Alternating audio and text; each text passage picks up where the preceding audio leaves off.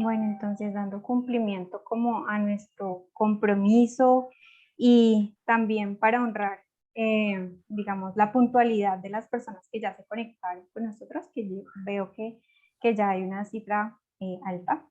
Les doy la bienvenida a este espacio a las personas que aceptaron la convocatoria que entre el programa de Ingeniería de Sistemas y el programa institucional de egresados les realizamos. Primero me gustaría presentarme, mi nombre es Vicky Campaña, yo estoy en representación del programa institucional de egresados. Me gustaría que de pronto el profesor Robinson pueda prender la cámara, él también nos está acompañando, el director del programa de Ingeniería de Sistemas. Pues es una charla en colaboración con la empresa Moovit. En representación de Moovit está Natalia y Renzo Squadroni. Entonces, bueno, profesor, de pronto me gustaría que pueda saludar a las personas que están conectadas hoy para seguir como con la presentación de Natalia, Renzo y darles paso a ellos. Bueno, muy buenas tardes. Mi nombre es Robinson Duque. Yo soy el director del programa de Ingeniería de Sistemas de la Universidad del Valle.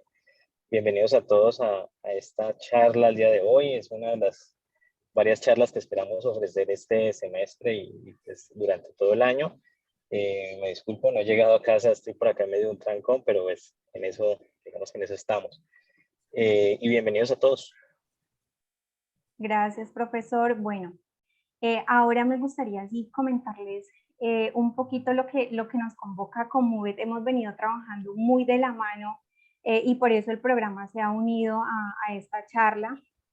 Con Natalia también hemos trabajado en otras charlas, en otros eventos, entonces para mí es un gusto tener o participar en esta actividad del día de hoy. Natalia es psicóloga, es magíster en gestión humana y desarrollo organizacional. Actualmente ella es la líder de reclutamiento de Moovit, empresa internacional pues de Uruguay, ¿cierto? También nos acompaña Renzo, desarrollador desde los 15 años, trabaja también en Moovit desde hace 5 años, le gusta hacer su propia cerveza, súper interesante.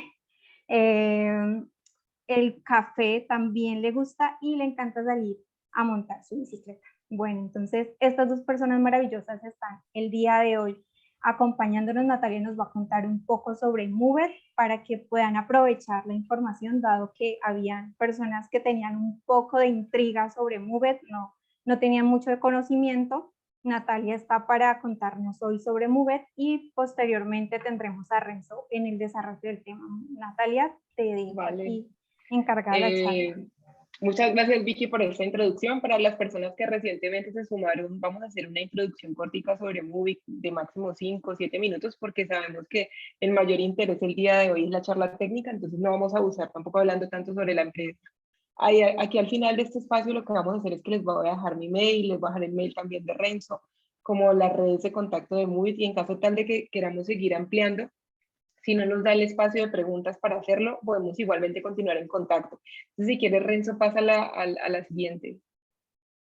Ok, bueno, sobre nosotros, como bien Vicky les contó, en este momento yo me desempeño en Moovit como Recruiting Lead, estoy en la empresa hace aproximadamente 1 año y medio, estoy desde la ciudad de Cali, que es una de las ciudades donde contamos con equipo dentro de Moovit.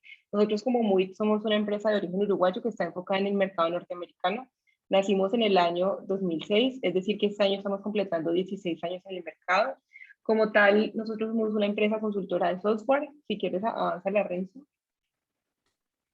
Actualmente estamos en 7 países, los países donde estamos en Uruguay, estamos también en Argentina, estamos en Colombia, estamos en Estados Unidos, estamos en Perú, estamos en Chile y en Guatemala. Respecto a Colombia, que es el país donde más voy a hacer zoom, porque creo que es de donde estamos conectadas la mayoría de personas, llegamos aquí a Colombia hace ya casi unos 3 años. Desde que llegamos a Colombia, pues hemos estado con este proyecto de crecer. Obviamente, alrededor de la pandemia hubo varios cambios.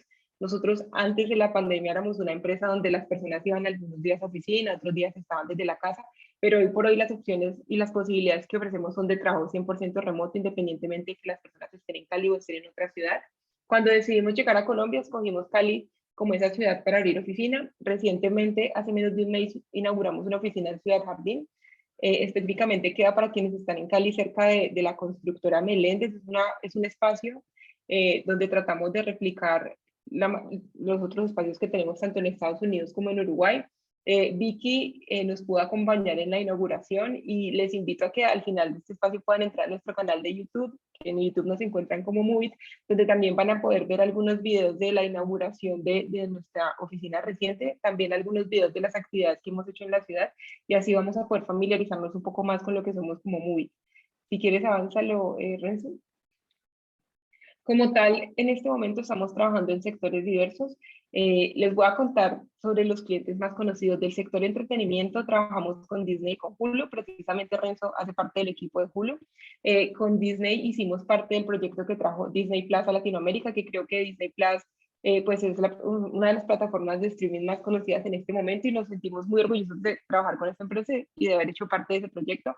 También otro de los sectores en los cuales somos muy fuertes es el sector healthcare. Allí trabajamos con empresas como OneSignal, como Tabula Rasa.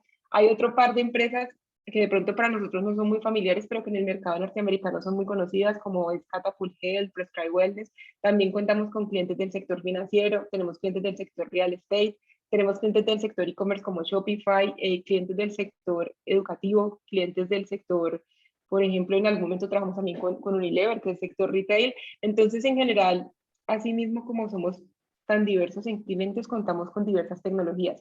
Entonces, si hoy alguien se anima a entrar a nuestro sitio web, puede ver que las posiciones que tenemos abiertas son roles diversos, pero a la vez son roles diversos respecto a las tecnologías en las cuales buscamos. Si quieres avanzar, Renzo. Bueno, estos son como algunos de los clientes que ya les mencionábamos anteriormente. Puedes avanzar. Y ya para contarles más sobre nuestra cultura, una excelente noticia es que este año nos certificamos como Great Place to Work aquí en Colombia. En Uruguay ya nos hemos certificado por más de 2 años consecutivos y es algo de lo cual nos sentimos muy orgullosos. Hoy en Colombia somos un equipo de aproximadamente 40-45 personas distribuidas en diferentes partes de Colombia. Aquí en Cali, que es de donde estoy yo, somos aproximadamente unas 15 personas. Y la certificación es algo que es un hito, porque apenas vamos a cumplir 3 años, y porque no es fácil para quienes no están familiarizadas o familiarizados con Great Place to Work, que es una organización a nivel mundial que audita las empresas y se encarga de certificar de que las empresas son buenos lugares para trabajar. Lo miden a partir de encuestas y diferentes ítems que evalúan antes de certificar a las empresas con ello, y que de pronto es lo que nos diferencia y la razón por la cual nos escogen. Si quieres, Renzo, avanza a la siguiente. Primero porque somos un buen lugar para trabajar. Como empresa promovemos mucho que las personas tengan un buen balance entre su vida personal y su vida profesional.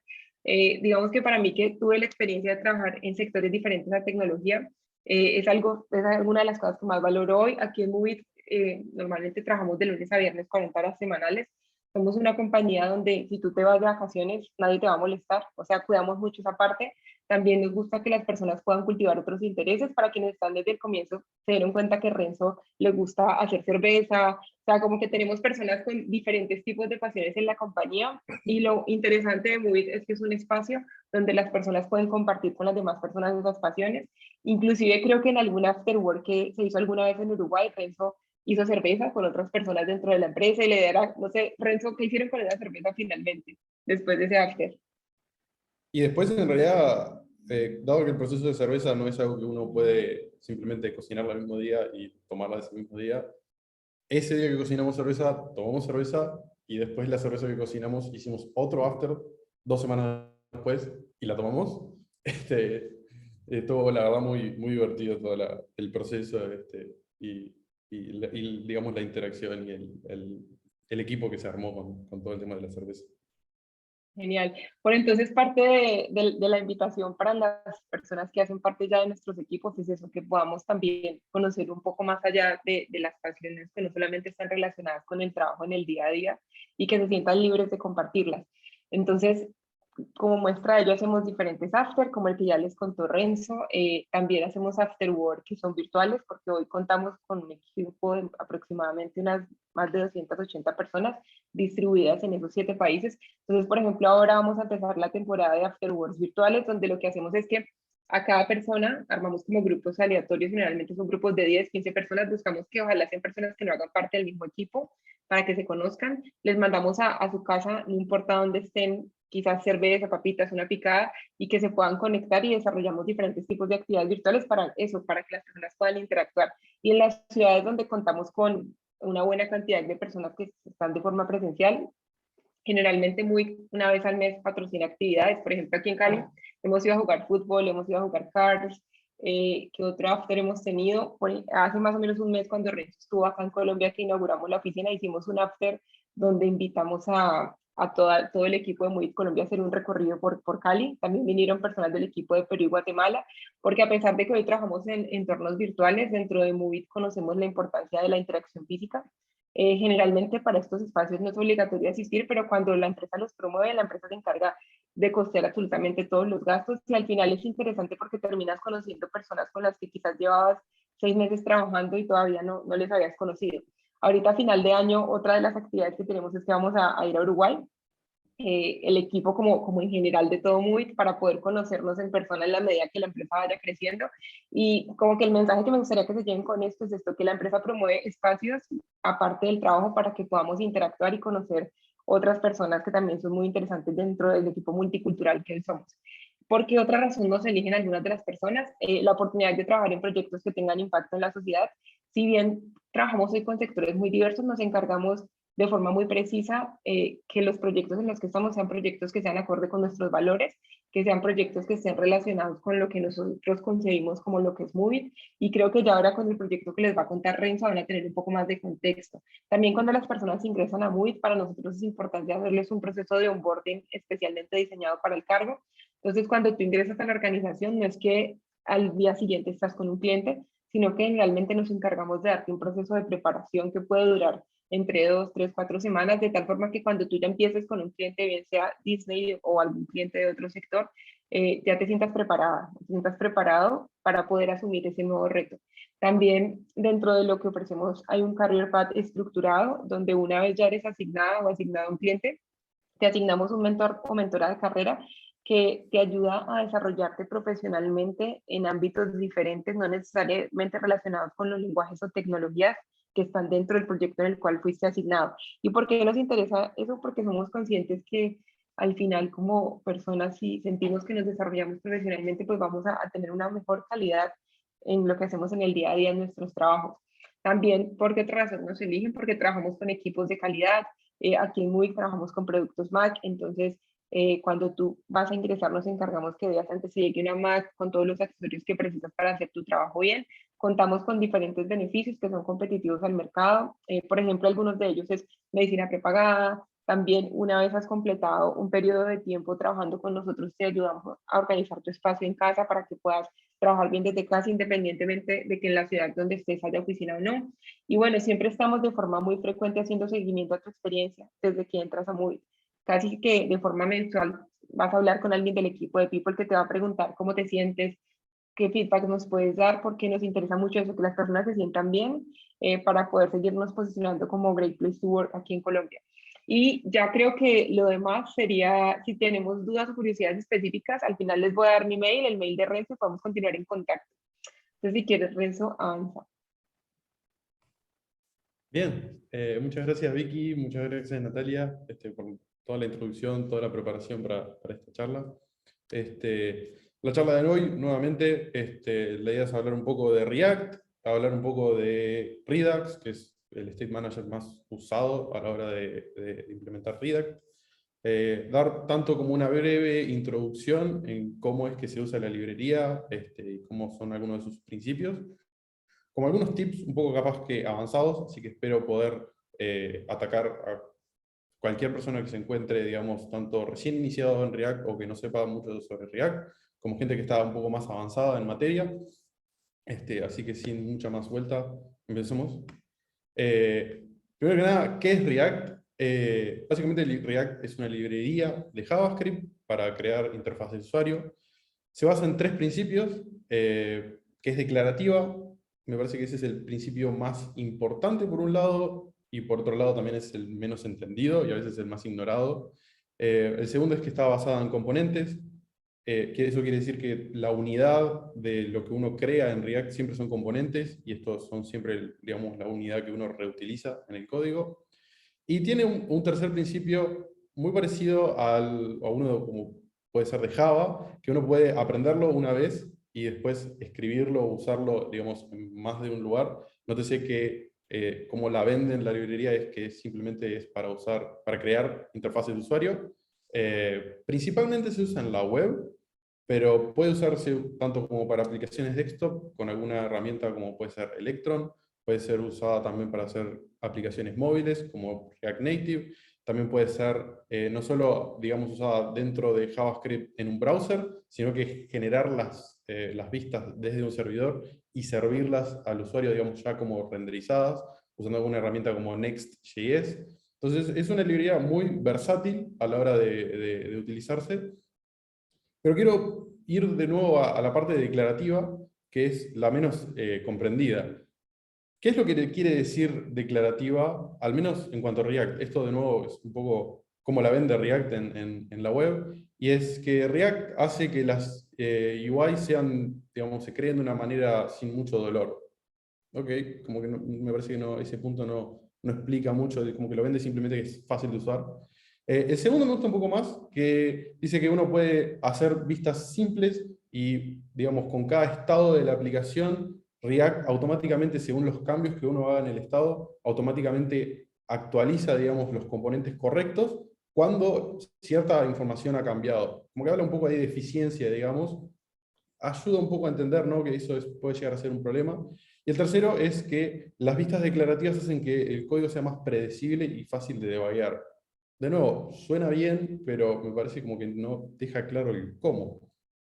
Y me parece que lo importante es ir un poco a, capaz que la contraparte, que no necesariamente es lo opuesto a declarativo, pero es bastante diferente, o digamos el approach inicial, que es un approach más imperativo en el código.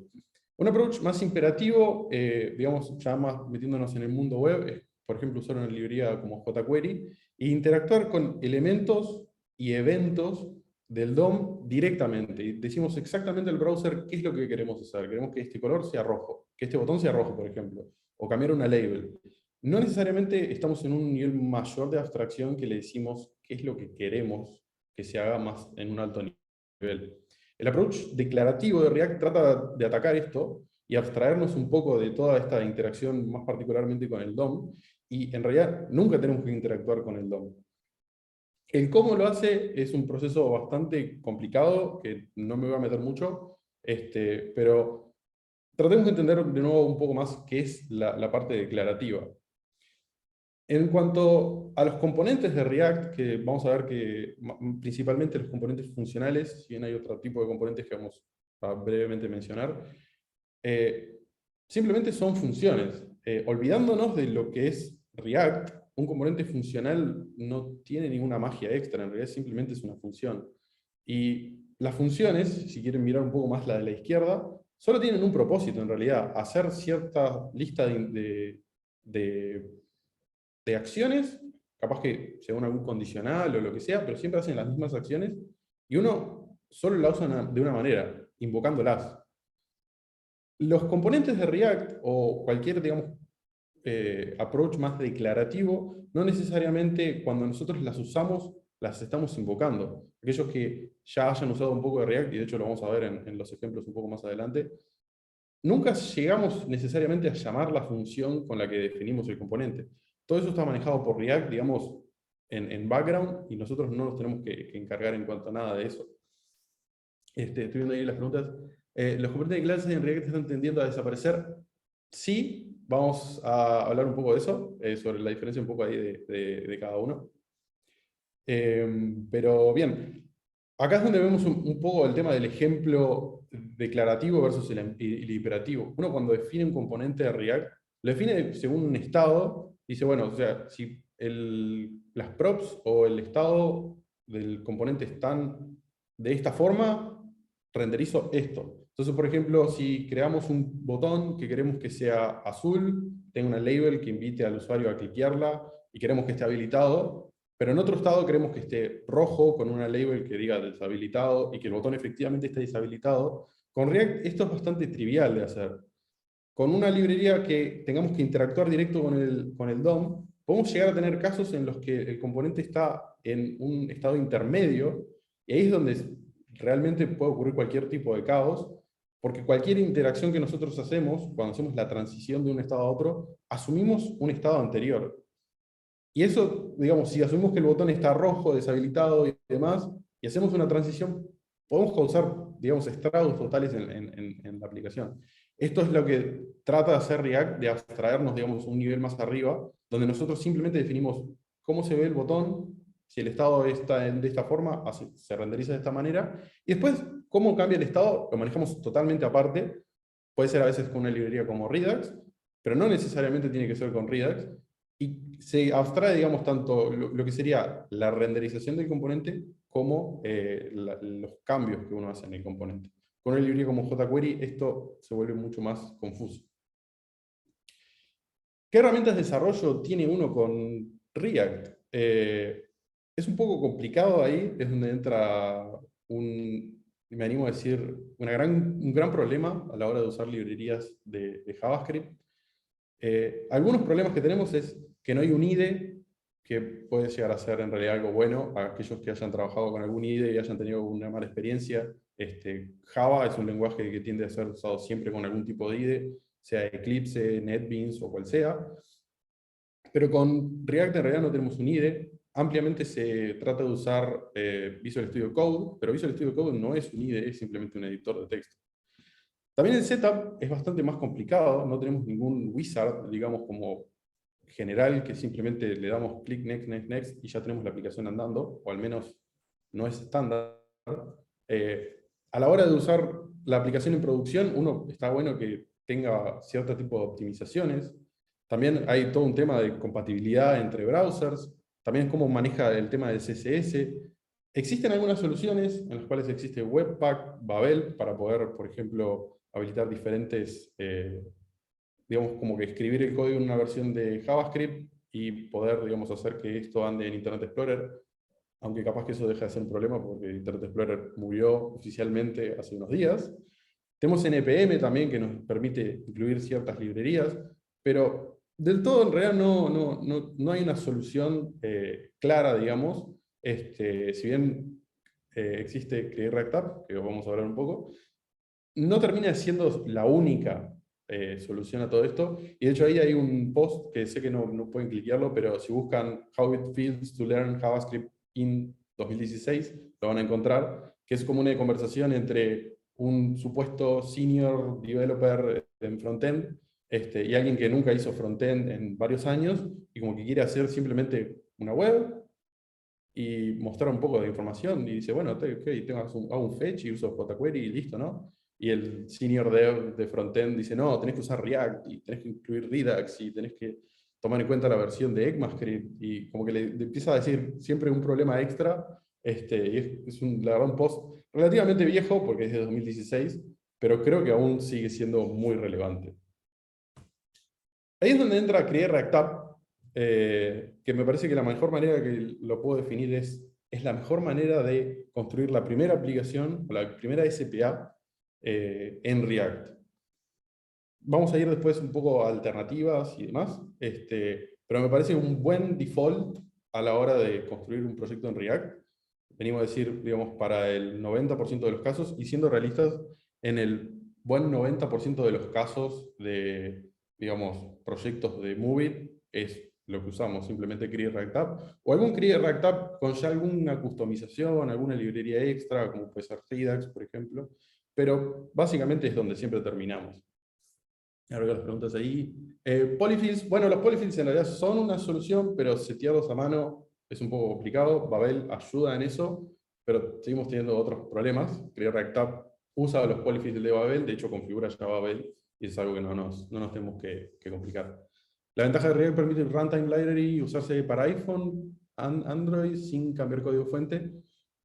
De eso no entendí mucho ahí el comentario. TypeScript, es algo que lo vamos a mencionar más adelante, pero recomiendo altamente usar TypeScript. Volviendo a Create React App, requiere Node 14 al menos, pero una vez que instalan Node 14 de la página oficial, simplemente ya lo pueden utilizar. Incluye las últimas functions o, digamos, features de JavaScript y las de React. Probé una experiencia de desarrollo que me animo a decir que es muy buena, y también nos da una buena experiencia de desarrollo a la hora de llevar la aplicación a producción. ¿Cómo se usa Create React App? O cómo al menos creamos una aplicación con Create React App. De nuevo, asumiendo que tenemos Node instalado, y al menos la versión 14 de Node. Simplemente lo que hacemos es levantar una consola, una terminal, y llamamos al manejador de paquetes de Node con npx, Create React App, para decir vamos a usar Create React App, y luego le damos un nombre a la app. My App creo que es el default, de hecho. Y eso nos va a crear un directorio con toda la aplicación ya creada, lista para correr. Podemos meternos en ese directorio y simplemente levantarla.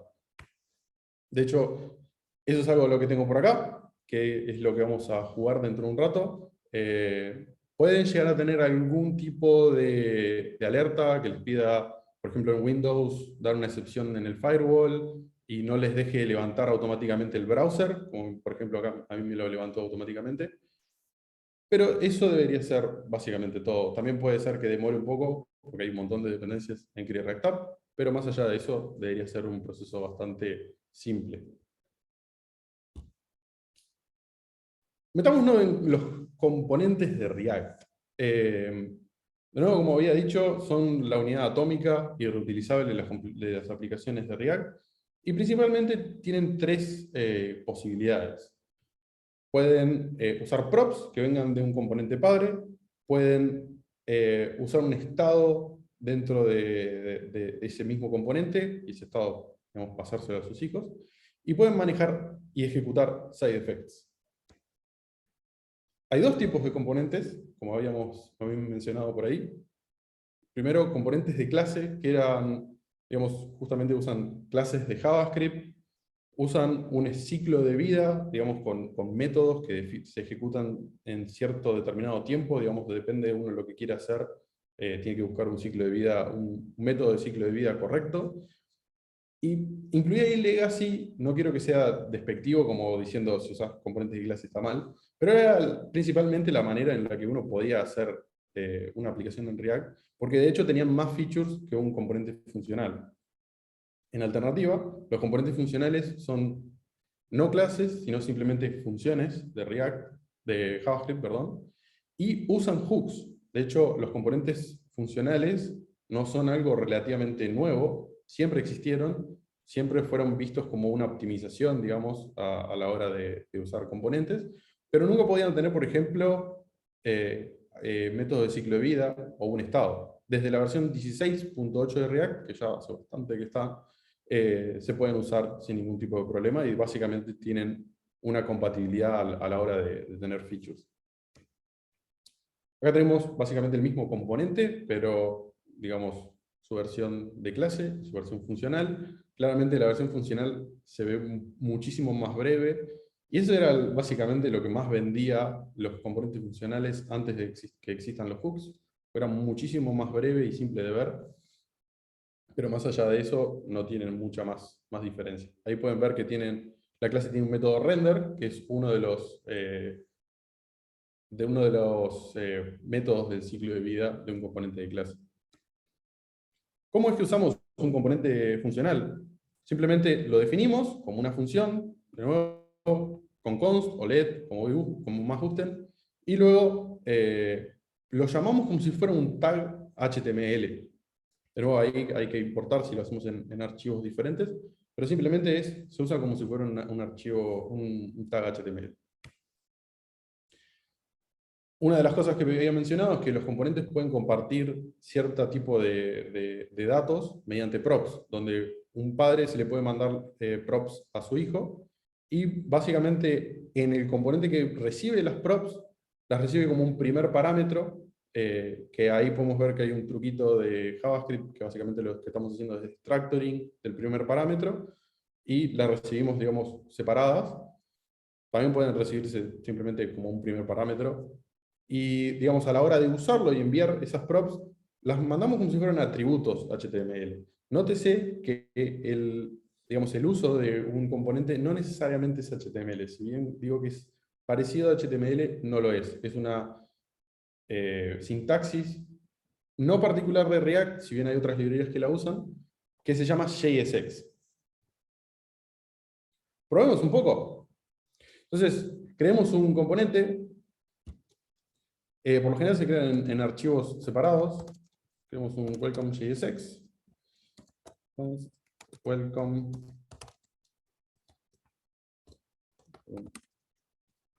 Algo parecido a lo que teníamos en el ejemplo. Por acá.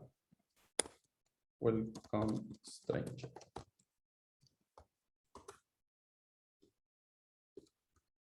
Y acá lo que vamos a hacer es exportar este componente. Y básicamente ahí tenemos nuestro primer componente de React. ¿Cómo lo usamos? Vamos a ir, por ejemplo, al app.js, que es básicamente el root de la aplicación. Nuevamente lo tengo acá corriendo. Vamos a sacar un par de cosas que tenemos acá para hacer un poco de lugar. Vamos a dejar el logo de React ahí rotando, que me parece que está bastante bien. Si no guardo, no se va a ver. Bien. Y vamos a incluir nuestro componente. Nuevamente, como si fuera un tag HTML, welcome.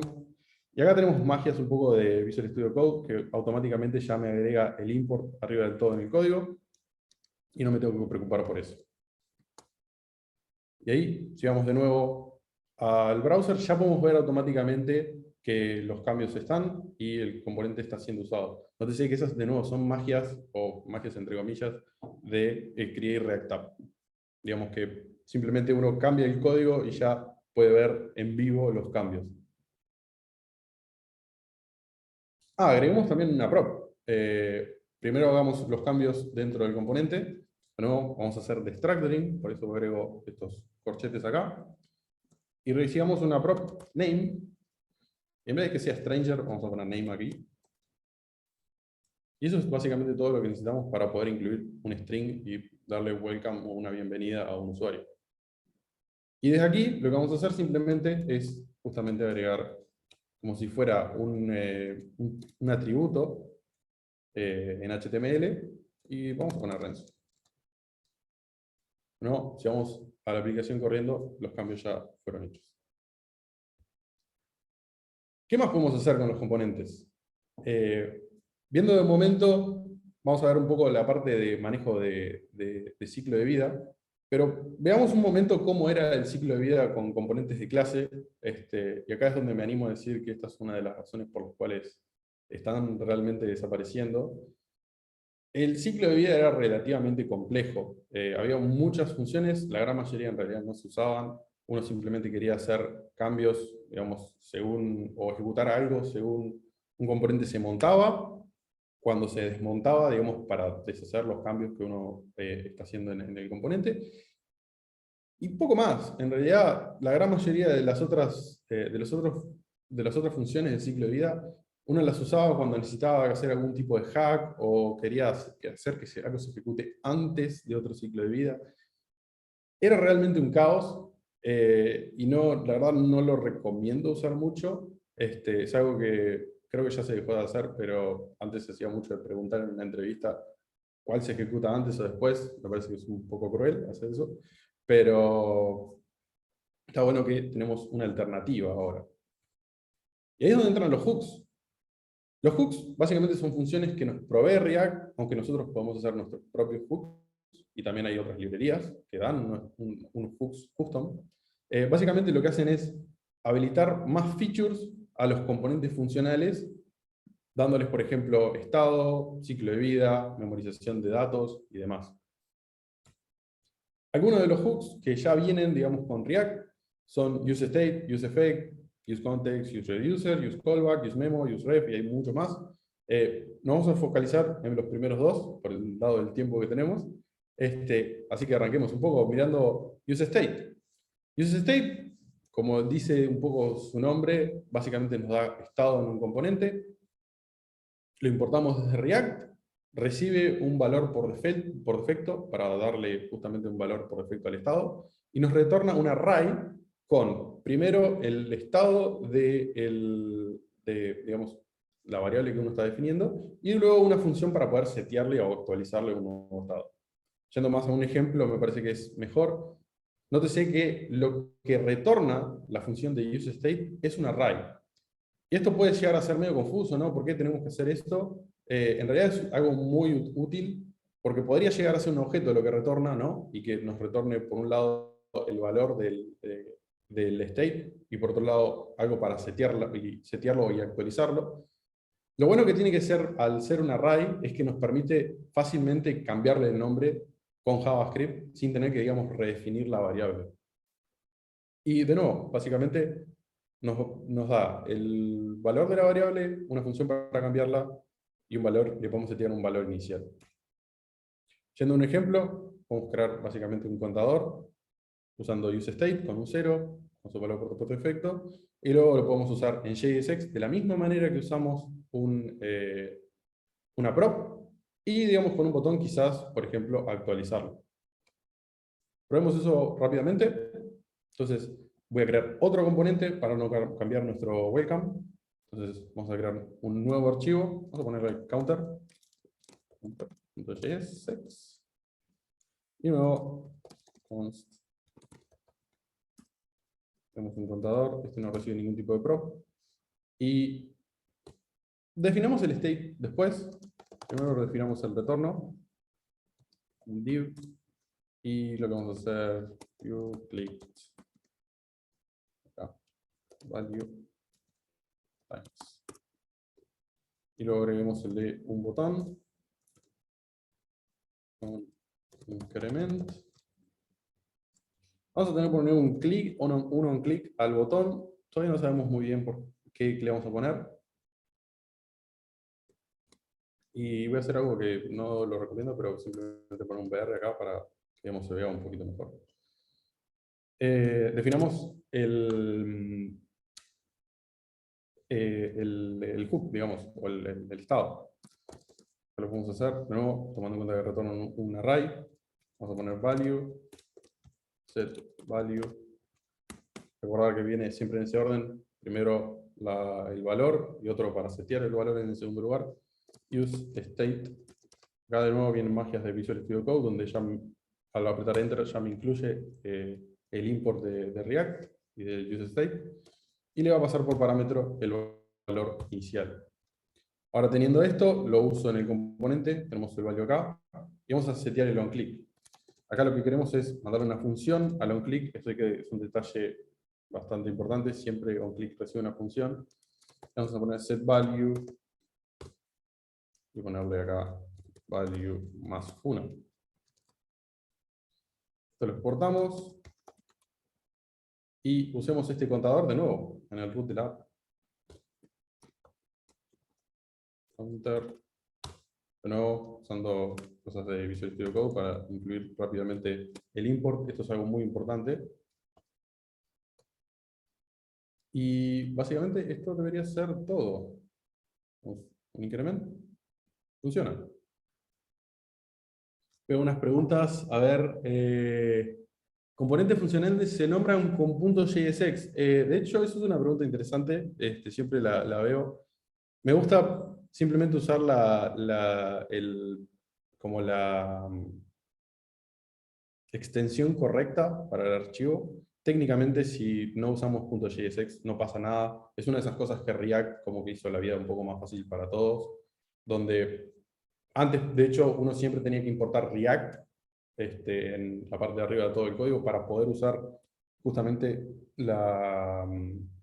este tipo de sintaxis donde uno mezcla JavaScript con HTML. Eso ya no es necesario, por ejemplo. Pero aún así yo sigo usando JSX, pues técnicamente lo correcto, pero no es necesario. La parte de middleware la contestamos un poco más adelante, quizás. Es una pregunta un poco más interesante. Continuemos. UseEffect. Básicamente es el hook que nos permite ejecutar side effects y es de alguna manera el reemplazo de todo lo que era ciclo de vida a la hora de crear un componente. De nuevo, se importa desde React y no retorna nada, pero lo que sí recibe son dos cosas. Primero, una función que básicamente es lo que uno quiere que se ejecute. Y segundo, un array de dependencias. Acá tenemos un ejemplo, nuevamente ven que no retorna nada. Y lo primero que recibe es la función y segundo, el array de dependencias. Básicamente, las reglas que uno tiene que seguir a la hora de definir un efecto es definir una función, que justamente es lo que uno quiere que se ejecute cada vez que uno quiera que se ejecute, y luego en el array de dependencias es básicamente lo que va a usar React para saber cuándo es que se tiene que ejecutar este cambio. Es un poco raro porque muchas veces la gente trata de definir las dependencias en base a cuándo quiere que se ejecute el useEffect y no necesariamente cuando cambian las dependencias. Lo correcto sería primero definir el efecto y la función y en base a lo que tiene adentro definir las dependencias. Y si todo es correcto, automáticamente el efecto debería ejecutarse cuando uno realmente quiere y no necesariamente tendría que pensar mucho sobre eso. ¿A qué me refiero con esto? Por ejemplo, si queremos hacer un efecto que lo primero que haga era simplemente cuando arranca la aplicación haga una request al backend con cierto tipo de información, uno podría decir, no, yo quiero el array de dependencias vacío, que si digamos, dejamos el array de dependencias vacío, esa función simplemente se va a ejecutar una vez. Lo correcto sería, por ejemplo, también incluir toda la información que uno manda al backend como metadata para obtener. Si esa información no cambia a lo largo del ciclo de vida de la aplicación, entonces el ciclo de vida se va a ejecutar solo una vez, que es exactamente lo que queremos. Pero si en algún momento esa información cambia, probablemente lo que queremos es actualizar toda la información. Entonces ahí es donde entra un poco la gracia del useEffect, donde uno tiene que definir las dependencias en base a lo que usa en la función y no necesariamente pensar sobre si ese array de dependencias está correcto. Acá tenemos un ejemplo que es bastante infame en realidad sobre el setInterval, que vamos a ver un ejemplo donde todo funciona bastante bien, pero setInterval es algo que se puede complicar muy rápidamente. De hecho, Dan Abramov tiene un post entero sobre cómo hacer esto de una manera más correcta, donde uno quiere, por ejemplo, poder darle un start y un stop, o cambiar el ratio del interval, pero para este ejemplo en particular, todo funciona perfecto. Entonces, de nuevo, yendo a la definición del useEffect, uno lo que recibe es, primero, una función, que es lo que se va a ejecutar, que es exactamente lo que vemos ahí en el useEffect, y dentro de esa función, creamos un intervalo. El intervalo, de nuevo, recibe una función, lo que complejiza un poco acá el código, pero creo que se ve bastante claro una vez que lo mira con cierto detalle, la diferencia entre la función que recibe el useEffect y la que recibe el setInterval. Y básicamente lo que hace el setInterval no es mucha ciencia, pero simplemente es un console log. Y lo que definimos es que el setInterval se ejecute cada un segundo. Luego noten abajo de todo cómo el array de dependencias está vacío. Entonces esto lo que va a hacer es que simplemente este efecto se ejecute una vez. Efectivamente creando un interval y nunca más, digamos, si se actualiza el componente o lo que sea, no debería crear otro intervalo. Probemos esto, a ver qué es lo que pasa. De nuevo, creemos otro componente. Vamos a tener el timer. Y hagamos un const timer. Siempre me olvido de export. Y lo que vamos a hacer es un useEffect.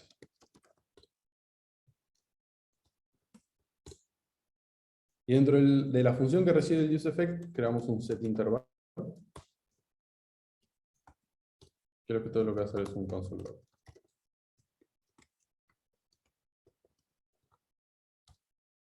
Al setInterval le tenemos que mandar cada cuánto queremos que se ejecute. Y volviendo al useEffect, tenemos que decirle cuál es el array de dependencias, que en este caso lo vamos a poner vacío. Y dado que esto es un componente, rendericemos algo.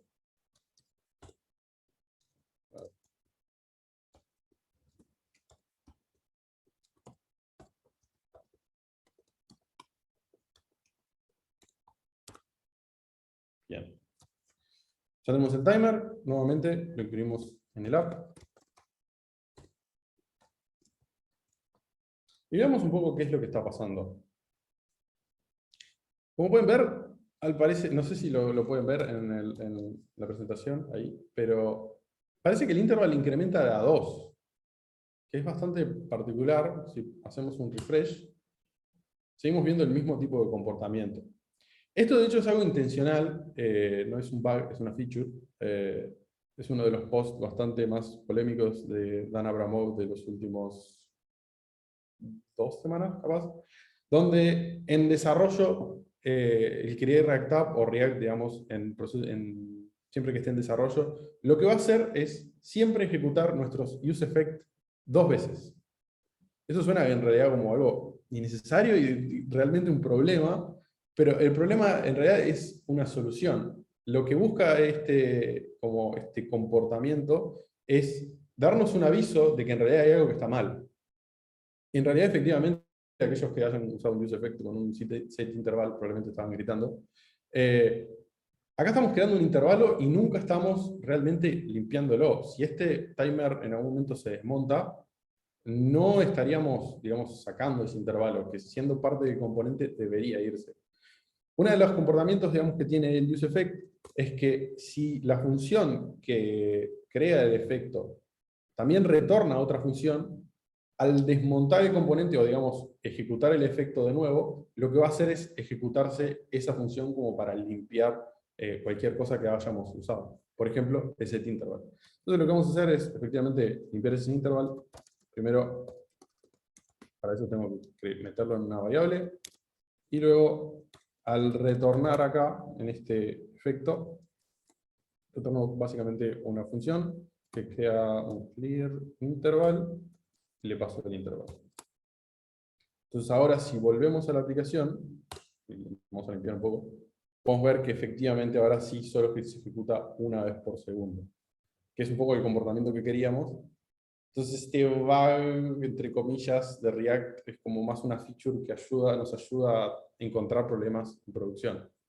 Esto, por ejemplo, debería darnos un aviso de que si hacemos 2 requests iguales, hay algo que estamos haciendo mal y que no estamos, por ejemplo, cancelando una de las requests.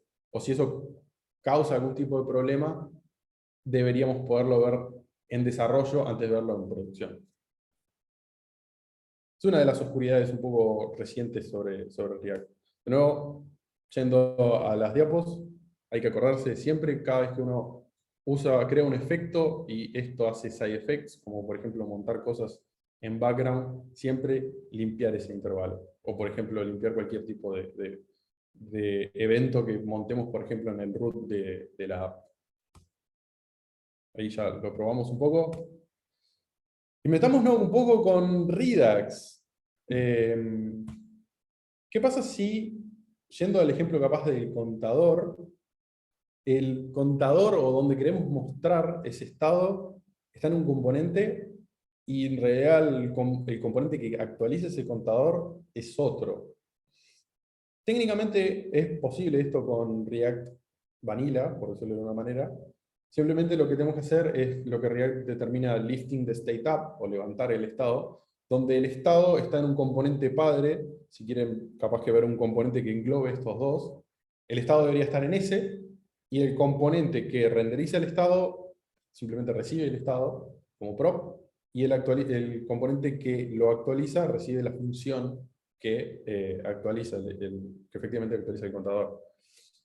Esto funciona en casos donde todo es relativamente simple, digamos los componentes son 3, pero donde tenemos una estructura más anidada, esto puede generar un montón de problemas donde un componente simplemente recibe props que no hace nada con ellas, simplemente se las pasa a otro componente.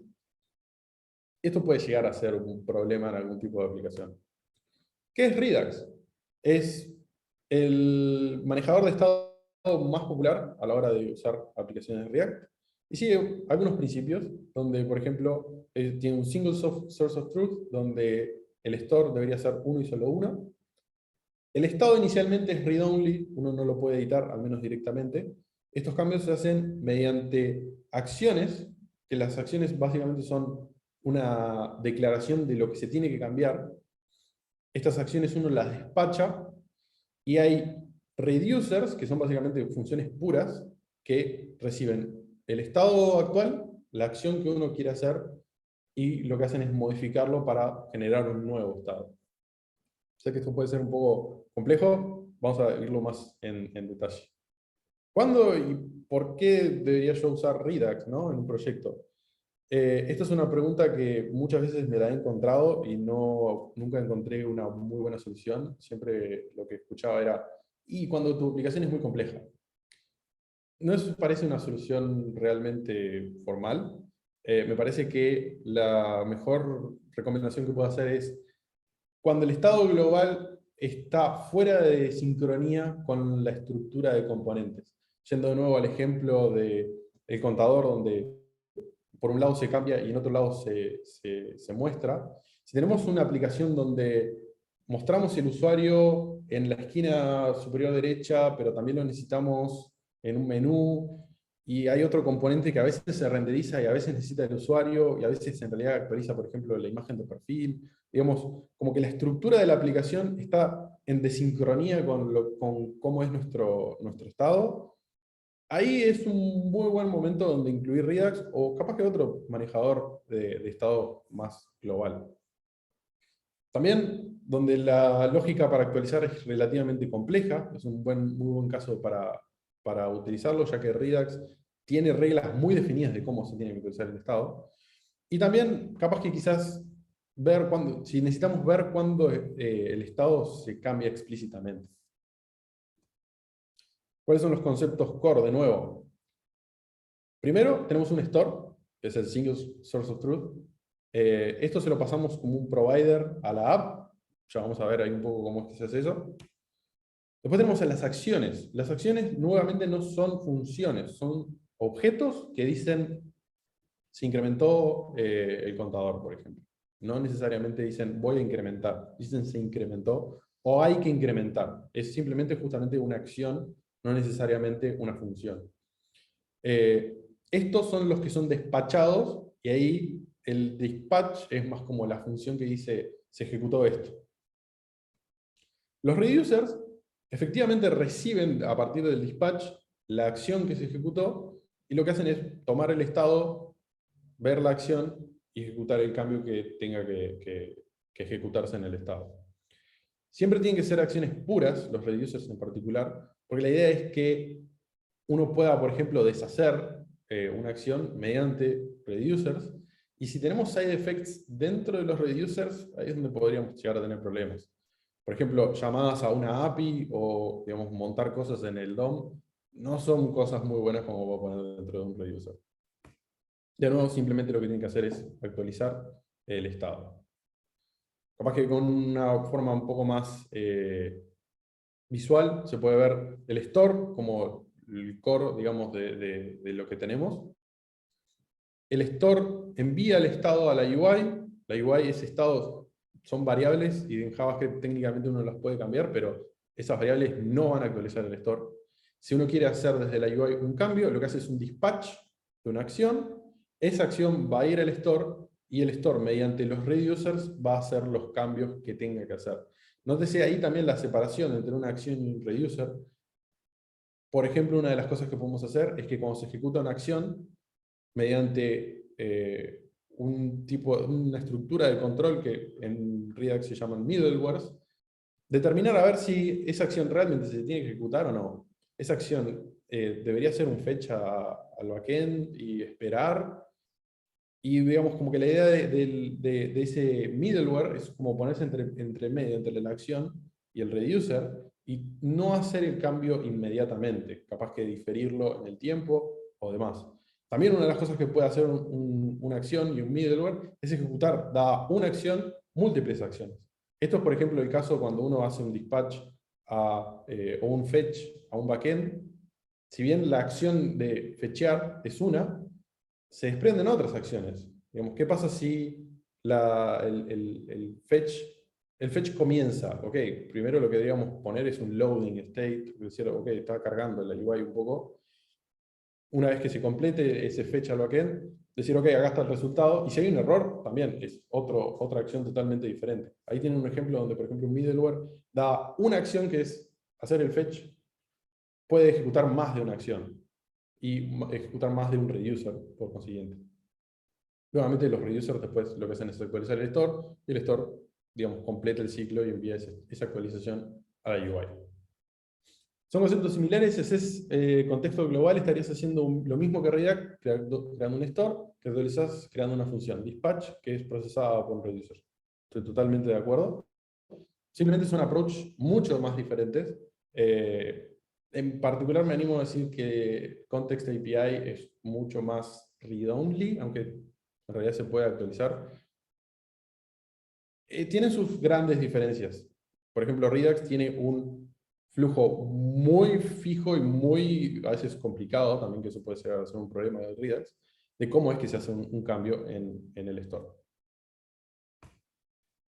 Aquí tengo un tweet de Dan Abramov que es muy gracioso. Aquellos que hayan usado Redux en su versión más vanilla, capaz que se pueden sentir un poco más identificados, donde uno puede simplemente leer el código que hizo hace un par de años y está muy separado, ¿no? Porque como expliqué, tenemos un store, tenemos reducers, tenemos actions. Las actions tienen un type que hay que definirlo. Es realmente muy complicado y a veces es lo que por defecto siempre se recomendaba a la hora simplemente de hacer una request a un backend. Y Redux, de hecho, ha tomado como un approach un poco más tranquilo en cuanto a eso. Y de hecho, si vas a la landing de Redux, te recomienda decir, ok, ¿realmente necesitas Redux? ¿Estás seguro de lo que querés? Y salieron otras herramientas como Redux Toolkit, que vamos a ver un poco más adelante, que simplifican un poco más la vida. Tengo una pregunta ahí bastante larga, lo leo más sobre el final. Trato de apurar un poco las diapos. De nuevo, ahí es donde entran varias librerías. Redux es básicamente la función más, o la librería más vanilla a la hora de usar Redux. Que nótese que Redux no necesariamente está atado con React. De hecho, uno puede usar Redux en una aplicación Node o en una aplicación más de scripting, si es que lo necesita. No necesariamente tiene que ser utilizado con React. De hecho, es el uso más común, pero no es estrictamente necesario. Ahí es donde entra React Redux, que es lo que nos ofrece algunas utilidades como para hacer que el vínculo entre React y Redux sea muchísimo más fácil. Y finalmente, Redux Toolkit es como un reemplazo, si quieren, de Redux. Por dentro, obviamente, usa Redux, pero es un approach mucho más simple, y, digamos, opinionado también, a la hora de usar Redux, que hace crear un store un poco más simple. De hecho, recuerden el título de la presentación, Modern and Simple. Simple es uno de los principios que están dentro de Redux Toolkit y es, de hecho, lo que más me gusta de Redux Toolkit en particular. ¿Cómo lo instalamos? Como cualquier librería de NPM o de React, simplemente usando Redux Toolkit para Toolkit. Hay que recordar que Redux Toolkit es muy parecido en realidad a Redux, entonces no incluye, digamos, o no asume que estamos usándolo en React. Entonces, si queremos usarlo dentro de React, también tenemos que incluir React Redux para, digamos, hacer que esa vinculación sea lo más fácil posible. ¿Cuál es la API que tiene React Redux? O Redux Toolkit, perdón. Primero, ¿qué es? Como había definido un poco al principio, es una librería oficial, de hecho es mantenida por la misma gente, opinionada, tiene muchas cosas que vienen por defecto que a veces pueden no llegar a gustar. Batteries Included, digamos, porque incluye un montón de utilidades, para un desarrollo más eficiente a la hora de usar Redux. Y eso es verdad porque el setup es muchísimo más simple a la hora de usar Redux Toolkit que Redux pelado. La API tiene muchas funciones, no vamos a enfocar en las primeras dos, que es la que hacen la mayoría del setup. Primero, Configure Store, básicamente para crear justamente el store. En el store, como pueden ver a la derecha, es relativamente simple el código, simplemente lo que definimos es los reducers que queremos usar y nada más. Donde está la parte interesante son las slices. Aquellos que conozcan el concepto de slice, es básicamente lo mismo. La idea de slice es que nos cree tanto las acciones como los reducers, como el estado inicial de esa parte o slice del store. Por eso el nombre slice. Por ejemplo, si queramos un contador, que lo vamos a crear en breves, el contador que estamos creando sería una slice. Recibe básicamente tres cosas: un nombre para darle a esa slice, un estado inicial y los reducers que va a recibir. Por ejemplo, para el caso del contador solo tenemos incrementar, pero podríamos agregar un decrementar. Bueno, ahí tienen un poco más, un ejemplo más en vivo sobre qué es lo que en realidad se genera a la hora de generar un slice. Y básicamente lo mismo que definimos, simplemente un nombre con un reducer, que el reducer se lo vamos a mandar al store. Hay que recordar que el reducer no lo llamamos nosotros directamente, sino que es el store el que se encarga de llamar al reducer, entonces eso lo va a usar el configure store. Y luego tenemos actions, que estas actions sí son las que se van a ser despachadas desde nuestros componentes de React. Probémoslo. Me gusta todo lo que sea de store, meterlo en una carpeta, y me parece que para la demo va a ser un poco útil. Tenemos un index.js con el store, y tenemos el store. El configure store, que esto nuevamente lo que recibe son reducer, y vamos a tener en principio solo el counter reducer. Y vamos a claramente exportar este store. Básicamente eso es el store. Tenemos que crear este counter reducer, así que agarrámoslo en otro archivo. Vamos a llamarlo counter slice.js. Y lo que hagamos acá es hacer counter slice slice. Y nuevamente acá hay que recordar lo que recibía. Primero un nombre. Nombre para la slice, no hay nada mejor que simplemente counter. Luego un set de un estado inicial, perdón, que podemos decir que es simplemente 0. Y luego un set de acciones. Perdón, son reducers. ¿Y qué reducers tendríamos? Y simplemente un increment podría llegar a ser.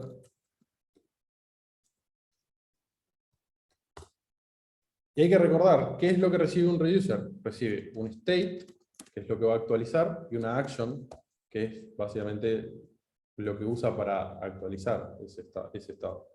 Increment podría técnicamente recibir como parámetro, y eso es una buena cosa para usar en la action, si quisiésemos incrementar el state por más de uno, y digamos, hagamos que eso sea custom, podríamos hacer que eso se reciba en la action. Dado que no lo vamos a recibir en la action y simplemente vamos a siempre incrementar de a uno, no lo necesitamos. Entonces simplemente lo que deberíamos hacer es un state,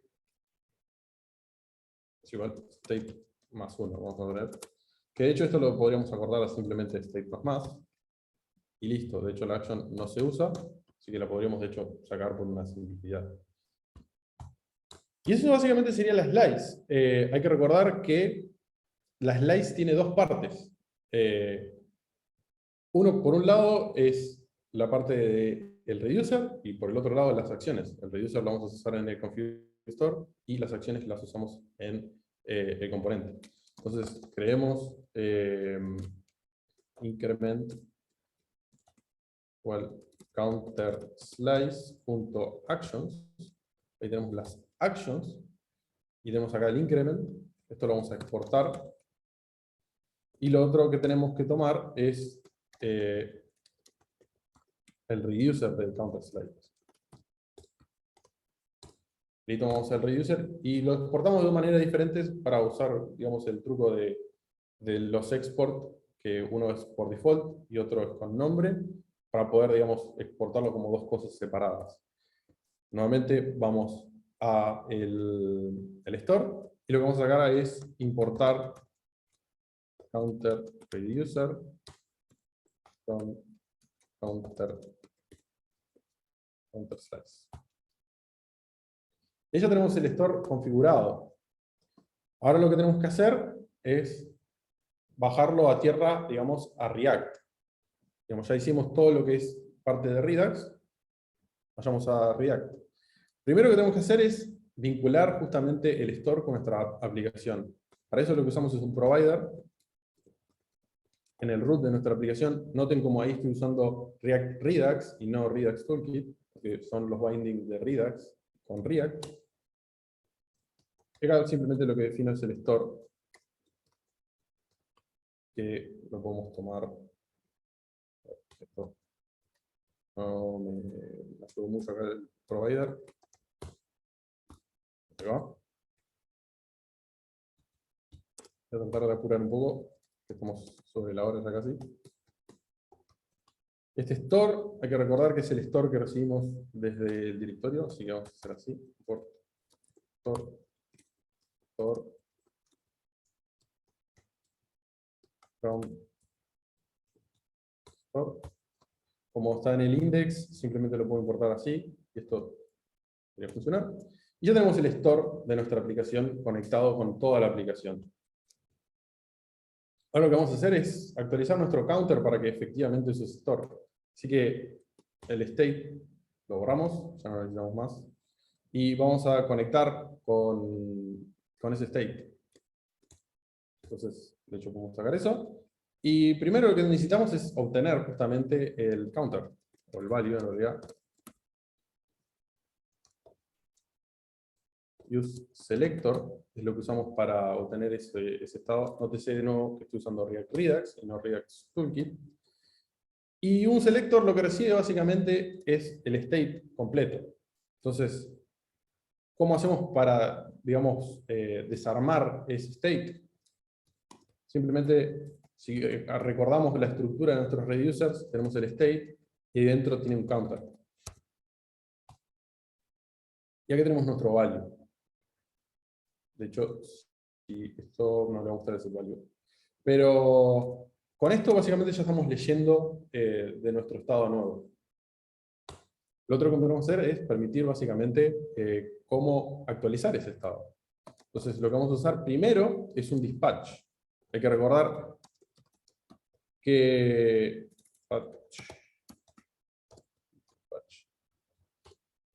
que las acciones y el dispatch son cosas diferentes. Las acciones básicamente lo que hacen es definir qué es lo que se va a cambiar. Esto lo tenemos que mandar con un dispatch, que es la función que lleva esa acción al store. Por eso son dos partes distintas.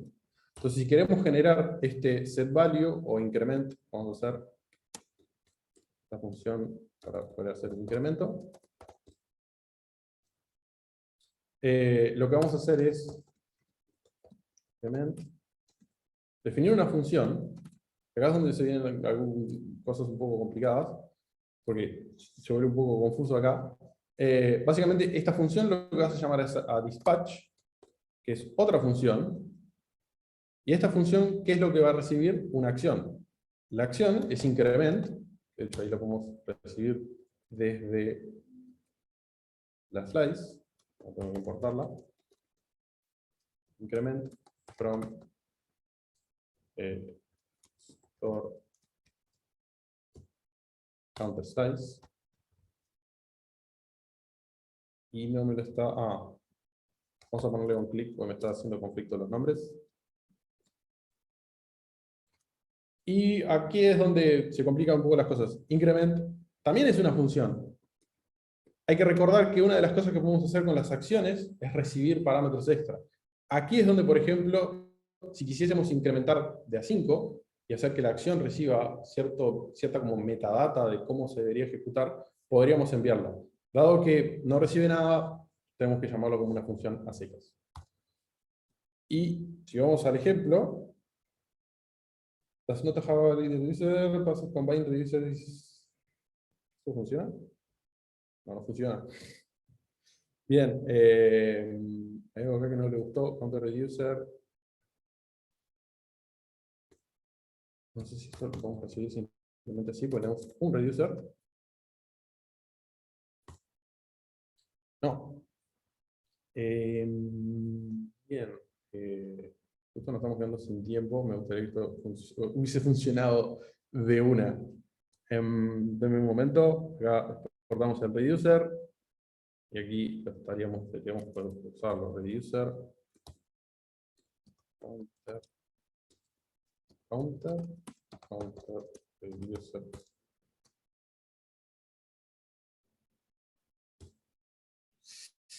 Ay, lamentablemente eso no funcionó. Me da un poco de pena, pero como estamos sobre la hora, me gustaría terminar con las slides. Lamento ahí el fallo ese. Otras tools, que algunas de estas vi que las mencionaron, por eso no hablé un poco sobre eso. Byte, de hecho es una herramienta que estamos usando actualmente en Hulu. Estamos probándola, más que nada, para aquellos que no conozcan Byte, es básicamente como un reemplazo de Create React App. Supuestamente es más rápido, un poco mejor, realmente lo estamos poniendo a prueba. Como toda herramienta más emergente, claramente tiene una como comunidad un poquito más chica, entonces a veces eso causa ciertos problemas. Siéndoles honestos, Create React App también tiene sus problemas, y a veces con una comunidad más grande tiende a ser más difícil que realmente tomen decisiones que apoyan a minorías, simplemente siguen como lo de la mayoría. De hecho, Create React App es súper mágico y todo lo que quieran, pero si uno quiere customizar algo en particular, la recomendación que hace Create React App oficialmente, que la verdad no lo recomiendo que no lo hagan, es hacer un eject de la aplicación. Al hacer un eject, lo que hace es básicamente cederles total control sobre toda la configuración de Webpack, de Babel, de todo, y digamos, ustedes realmente pueden cambiar cualquier cosa. Por lo general, el setup de Create React App tiende a tener más cosas de las que uno necesita. Entonces, al hacer un eject, termina con un montón de configuración que uno realmente no quiere. Además que cuando hace un eject, deja de usar Create React App oficialmente. Simplemente estás usando una configuración generada por Create React App. Byte me parece que eso lo soluciona un poco, que vi que lo había mencionado. Context API también lo mencionaron. Es un approach diferente, simplemente al mismo problema de tener un store global en la aplicación. Tiene sus pros, sus contras, me parece que siempre uno tiene que evaluar ahí. React Query, a la hora de hacer request, digamos, a algún tipo de backend, también es una librería que a veces puede llegar a ser útil, sobre todo porque maneja cierto tipo de cacheo y demás. Tailwind, Style Components y Class Names, los tres, no necesariamente exclusivamente uno u otro, están buenos para, digamos, el manejo de clases y de estilizado en general de una aplicación. ESLint, para tener código realmente o moderadamente prolijo. Jest, a la hora de hacer tests, que en un momento vi que mencionaron sí, sobre TDD, no sé si recomiendo TDD, digamos, puro y duro, pero es algo que a veces puede llegar a ser muy útil, sobre todo cuando uno está trabajando con una aplicación un poco más complicada. TypeScript es un default que me gustaría que siempre esté. Honestamente, el tema de tipos es algo que en aplicaciones que tengan cierta durabilidad digamos, en su vida, digamos, vayan a durar más de un año y que las tengamos que mantener, me gustaría que siempre se use. No usar TypeScript es súper cómodo para esta demo, por ejemplo, súper cómodo sin no tener que definir props ni nada. A la hora de mantener código, tener tipos ayuda un montón. React Hook Form para manejar, por ejemplo, forms. Hay otras librerías como Formic también. React Modal a la hora de manejar modales. También hay otras librerías para modales. De hecho, Movie tiene una. Day.js es una gloria como reemplazo de Moment.js, que está deprecado oficialmente. Apollo a la hora de usar algo como GraphQL, si es que no quieren usar, digamos, REST. Lodash o algún tipo de librería también como, por ejemplo, Ramda o lo que quieran para tener utilidades que en realidad deberían estar ya vanilla en JavaScript, pero realmente no lo están. Y acá agregué algunas como para tener ideas, pero también vi que me mencionó Material UI. Material UI también lo incluiría acá. Mencioné un par nomás, no necesariamente son las que uso, si bien hay algunas que son las que uso y recomiendo, no necesariamente son las que usaría y recomendaría siempre. Y eso es un poco todo. Acá es donde preguntaría si hay preguntas, pero vi que hay mucha actividad en el chat. Así que voy leyendo para ponerme un poco al día.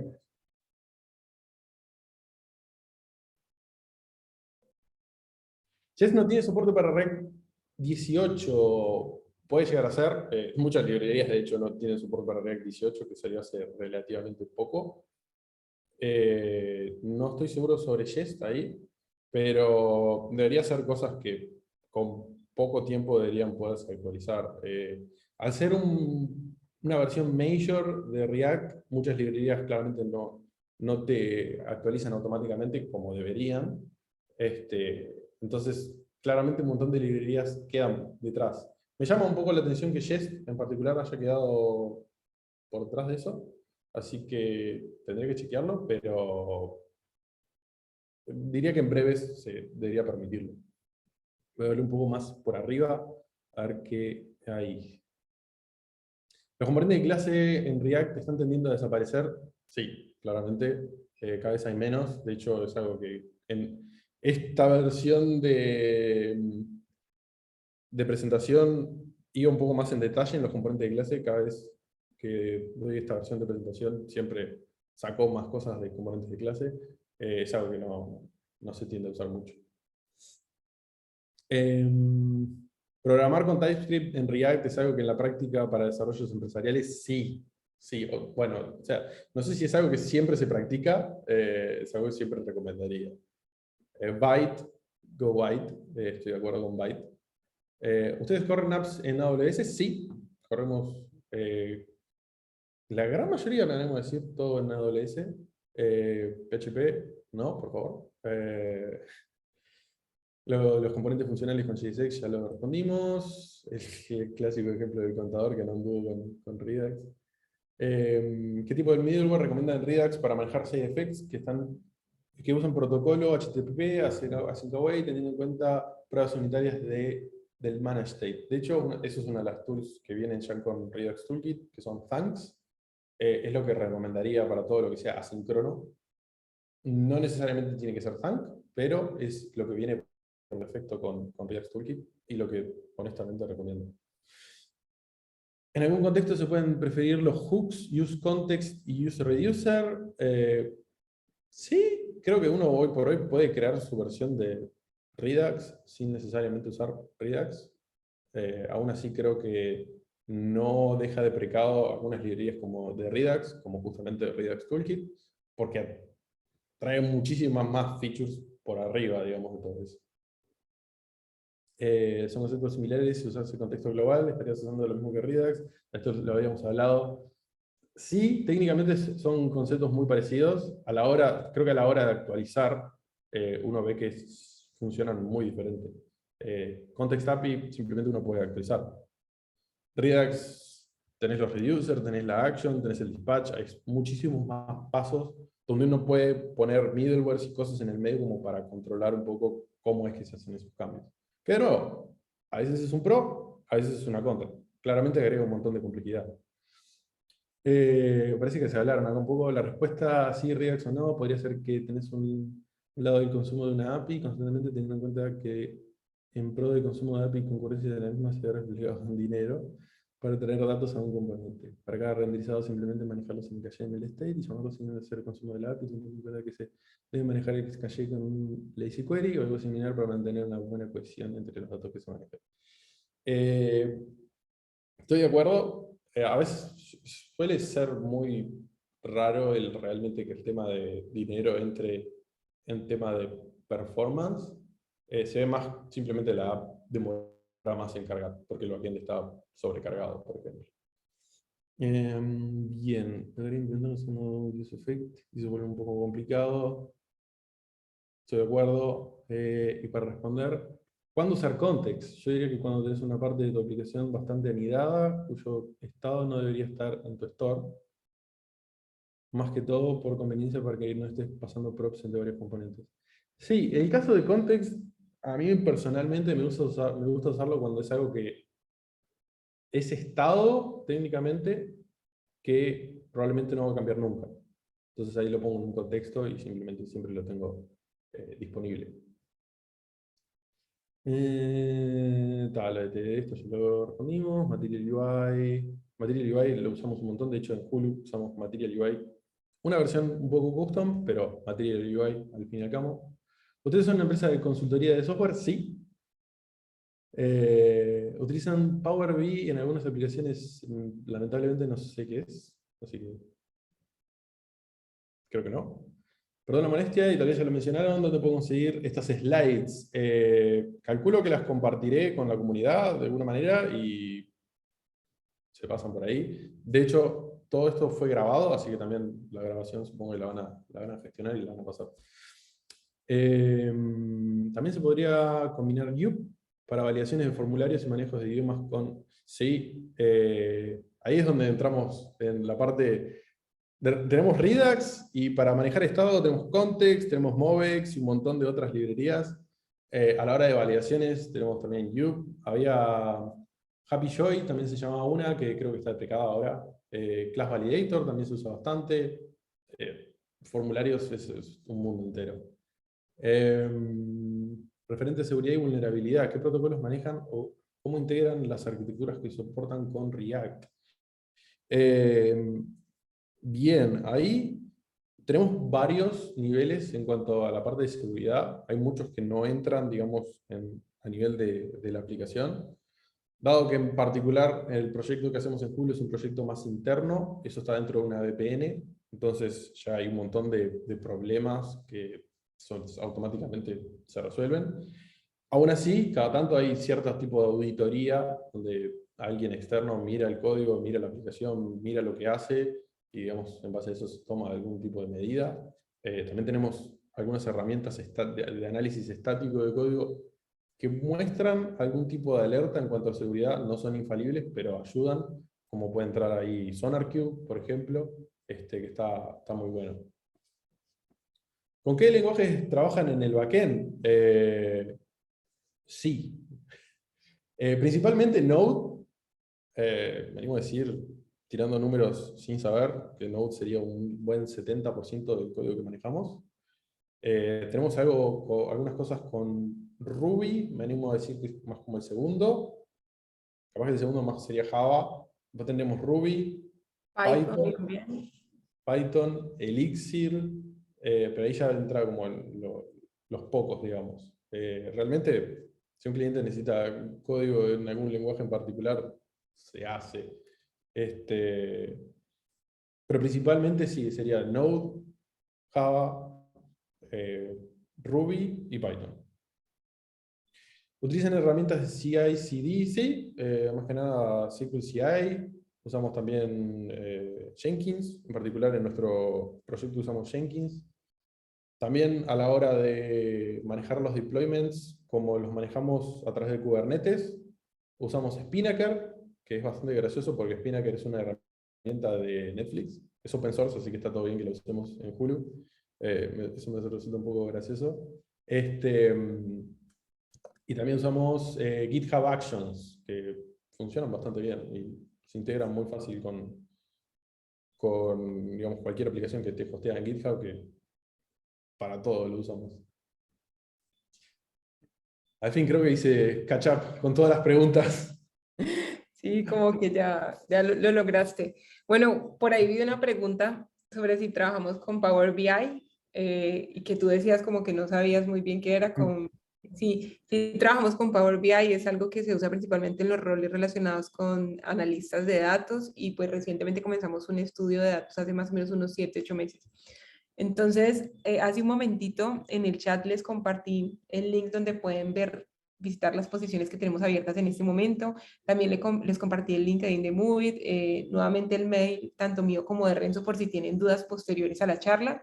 Nuestro Instagram, también les voy a compartir mi LinkedIn, en caso tal que nos quieran agregar, como que la invitación para quienes están interesados en tecnologías, a que nos puedan seguir en nuestras redes, principalmente en LinkedIn e Instagram. Publicamos frecuentemente las actividades que tenemos.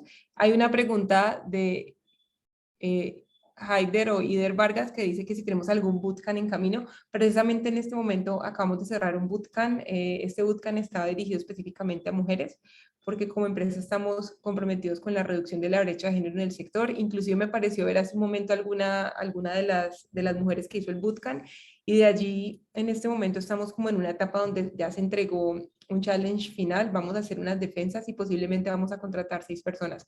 Entonces es muy chévere esa invitación que les hacemos para que nos sigan, porque seguramente vamos a ir generando diferentes actividades a lo largo de este año y de los siguientes años a las cuales ustedes se pueden sumar. Y no solamente este tipo de actividades, sino también otras charlas que vamos a estar dando tanto con Univalle como nosotros mismos desde Movit y con otras instituciones. No sé, Renzo, si tenés algo más que agregar antes de... ¿Cuándo es el próximo bootcamp para hombres? Pregunta Luis Sánchez. Bueno, en este momento no tenemos pensado una fecha para lanzar un nuevo bootcamp porque estamos cerrando uno actualmente. Y pues los bootcamps siempre implican una labor de parte de las personas que son las entrenadores, que son las entrenadoras y entrenadores, entonces por eso no tenemos una fecha pensada, pero con seguridad el próximo año vamos a hacer nuevamente un bootcamp y posiblemente ya no sea solamente para mujeres. Dice, ¿tienen vacantes para diseño UX UI? En este momento no tenemos abiertas vacantes, pero con frecuencia se abren. Entonces lo que les diría es que si alguien tiene ese perfil, me escriba directamente y podemos coordinar una llamada, porque bien, si no es ahora, puede que en un par de semanas tengamos. Trabajan con el stack. Apollo GraphQL, sí. Te la dejo a vos.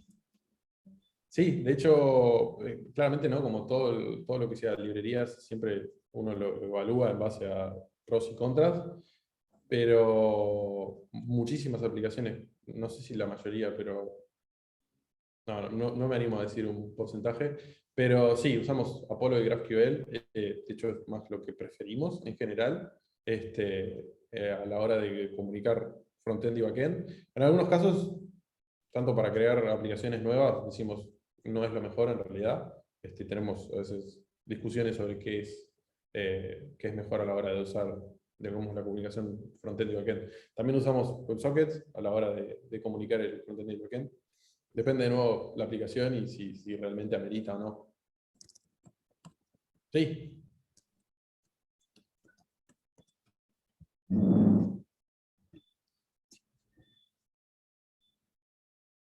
¿Alguien preguntó algo sobre subscriptions?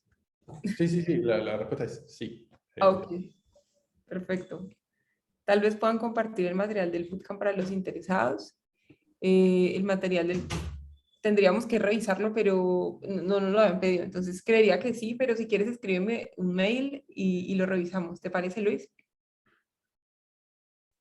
Es una pregunta interesante el tema de Bootcamp. De hecho, las clases siempre las tenemos grabadas, aunque el tema de compartir las clases es un poco más complicado. Pues, digamos, están todos los agentes del Bootcamp participando.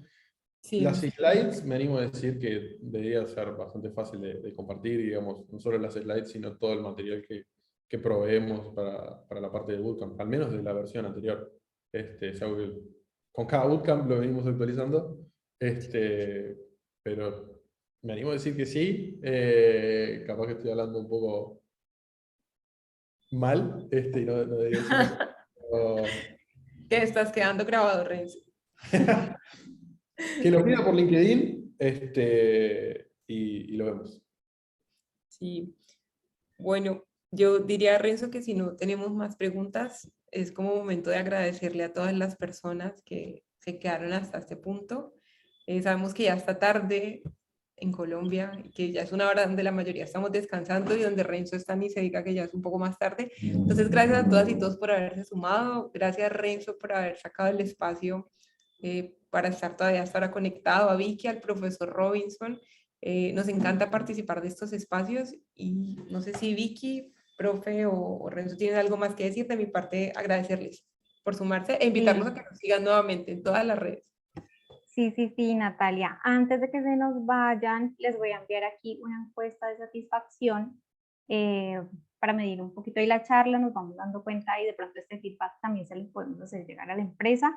Hay un cuadrito al final donde hay recomendaciones de temas que les interesaría conocer más adelante. Entonces también te los estaría enviando, Natalia, para que lo tengan en cuenta, de pronto incluirlo dentro del listado que ustedes manejan. Y revisar futuras actividades, ¿cierto? Bueno, entonces les recomiendo esa encuesta y Renzo, Natalia, como ustedes ya mencionaron, que compartirían la presentación. Si te parece, me la pueden hacer llegar. Yo les envío junto con la grabación de la charla a los asistentes que tengan las memorias, el video y la presentación, si están de acuerdo. Claro que sí, Luis. Al correo que diligenciaron en el formulario de asistencia les haré llegar las memorias y pues la persona que de pronto no haya diligenciado la encuesta o que no se haya quedado hasta el final también va a recibir como la encuesta para que la puedan diligenciar. Eso era como por mi parte para cerrar, agradecerte Natalia, Renzo por este espacio y bueno, me gustaría de pronto darle paso al profesor Robinson si tiene algunas palabras para el cierre. Hola, buenas noches. Natalia, muchas gracias, Renzo, por colaborar con nosotros. Les cuento que no es, digamos que el único contexto donde Movi está trabajando con nosotros, también está apoyando algunos estudiantes de pregrado en el tema de formación en inglés, que de cierta manera es una competencia que es muy importante dentro de la carrera de Ingeniería de Sistemas. Pues digamos que esta es la primera charla que realizamos este semestre, pero como les comenté al inicio, esperamos llevar a cabo más charlas en distintas líneas de trabajo. Por ejemplo, van a haber algunas sobre gestión inteligente de datos, no solamente sobre desarrollo de software, pueden haber otras sobre infraestructura y demás. Pero pues las estaremos coordinando a medida que vayan apareciendo y que se vayan también de repente algunas empresas interesando en este tipo de charlas. Entonces, agradecerles por interesarse en trabajar con nosotros, y ustedes saben que tienen las puertas bienvenidas en Univalle. Gracias, profe Robinson. Muchas gracias, profesor. Muchas gracias, Vicky. Muchas gracias, Nati. Muchas gracias a todos por venir. Lamento ahí el error al final, que no funcionó justo el ejemplo de Redux, pero espero que los conceptos teóricos hayan sido entendidos. Y, digamos, a todos, independientemente de donde estuvieron, digamos, en cuanto a su conocimiento de React, que vi que había un amplio espectro, espero que les haya ayudado de alguna forma u otra. De nuevo, muchas gracias a todos. Que tengan una excelente noche. Chao. Espero Gracias. que nos Buenas LinkedIn, noches. Instagram, ya saben. Chao. Chau, chau. Chao.